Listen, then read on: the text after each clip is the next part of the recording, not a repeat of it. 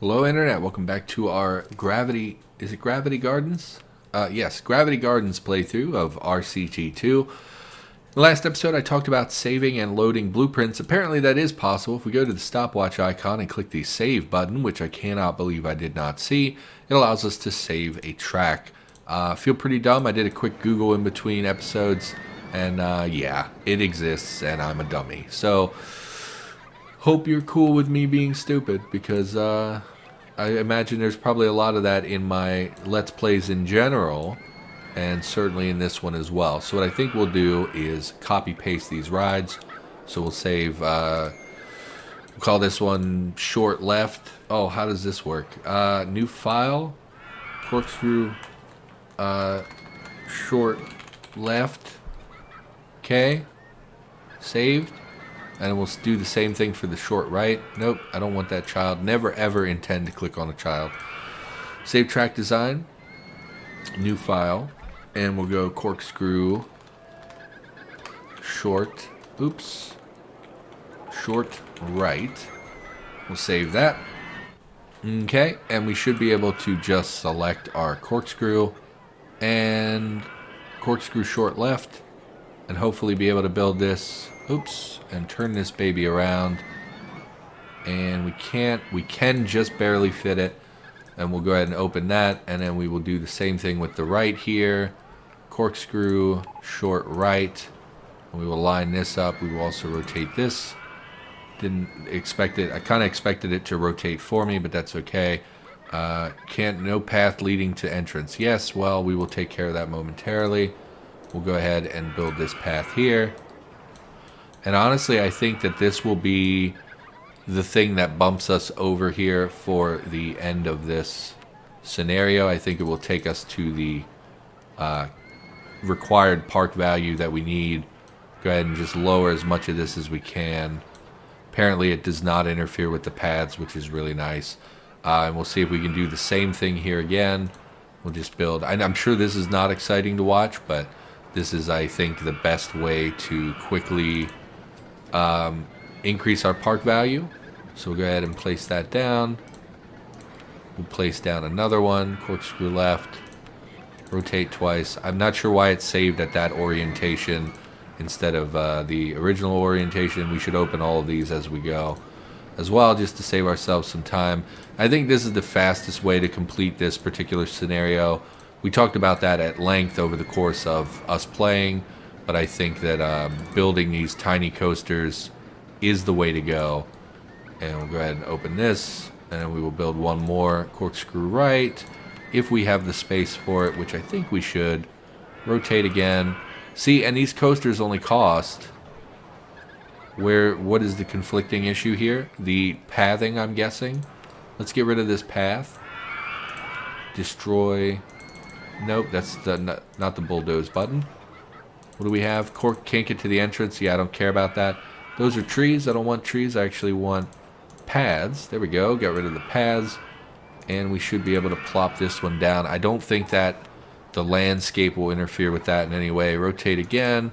And so you'll see, for $800, we're getting a lot of park value per ride, as opposed to building one huge ride or something, you know, where it would take multiple large rides. Like the amount that they contribute to the park value is more than one or two large rides.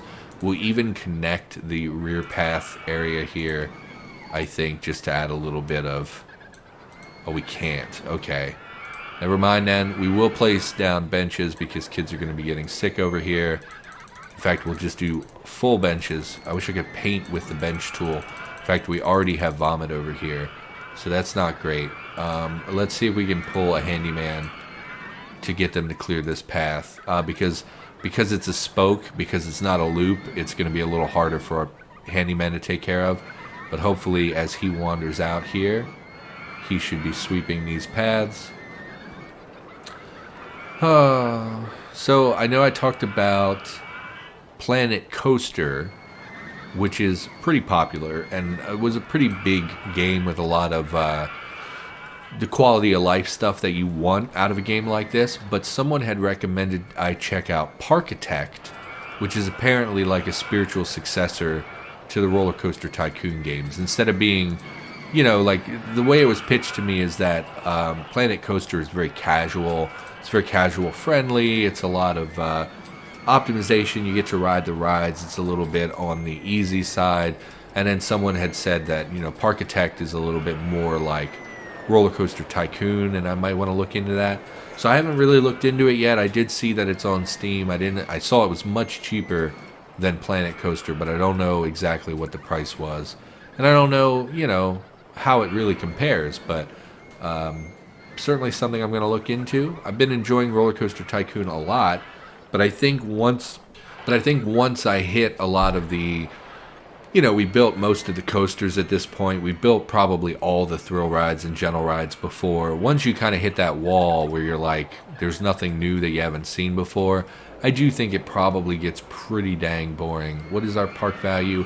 483. We're so close. I think the smart play would be to just keep doing that, keep copy pasting, open up a new area of the park where we could copy paste a bunch of these down and just make that happen. So I think here is a good candidate for that. We have all this space. We just need to flatten the ground out, which we have tons of money, so that's not a big deal. In fact, we'll go very large, and we'll just lower this whole section to ground level. We may even do a little bit more here. Doesn't need to look pretty. There's no reason for it to look pretty. Sorry, there for a second when I was breathing, my throat was whistling, which is very it's weird. So we're just going to plop some down. I imagine before we even finish, we'll beat this scenario. So we'll go ahead and lay these out. Do one rotate. This is the left side. This is fine. I actually don't think we have space to build them too wide here. So we'll just build the right. And I imagine that this will be... Oops. Yes. I imagine that this will be enough. Oh, but they don't line up perfectly. Hate that. So we'll go ahead and open these. I imagine this will put us over the cap there next time the month updates, and that will be the scenario. So, once we started min-maxing it instead of, playing it naturally, it was pretty easy. But I could see that this would give a lot of casual players a lot of trouble, because if you're not willing to copy-paste these little designs, this could take forever. I can absolutely see... Like I think I said in the last episode, I could see me as a kid trying to do this for like 15 hours. And currently we're on episode 6, which means we've been playing this scenario for a little less than 3 hours. 2.5 plus whatever this episode is. And it's so much faster once you min-max. But to me, min-maxing takes the fun. So we've beaten park value. Oh, we have to pay our loan back. That's right. Oops, didn't mean to take a loan. So we'll pay our loan back, and we should immediately... Oh, we had a huge dip. I guess maybe our employee money came out. So we'll just wait for us to pay off our loan, and that'll be the scenario. And to me, min-maxing pretty much any game is not fun. Like, I know a lot of people min-max Cataclysm. Obviously, I play a lot of Cataclysm on the channel, or I used to, and probably will again in the future. It's like, I get that min-maxing is optimal. I understand that it's the most bang for your buck, so to speak. But like, why don't we speed up time? Why am I sitting here on normal time? But it's just not fun, For me, it's like you got to play the game as you would play the game, right? It's not just about let's do as good as possible. No, it's like let's have fun while we're doing it, maybe. So here we've completed this scenario, which is great. They released their balloons because of course they do. Which is nice. I like that. I like that they added the balloon release effect on Victory. It's pretty neat. I mean, most games probably would have thrown in fireworks or something, but I like the balloons because they stick within the world of what we've already created. So obviously we could continue building this park out if we wanted to, but at this point, it's roller coasters only. We min-maxed pretty hard here, and I just don't think that I'm into that. So, very short episode today. Sorry about that. But I think that's going to do it for this episode of RollerCoaster Tycoon 2. I'll probably come back with more in the near future just because I've been enjoying the game. And, I mean, there are more scenarios we haven't tried to beat yet and things like that. So, for now, thank you for watching. Hope you enjoyed the episode, and I'll be back with more soon. See you next time.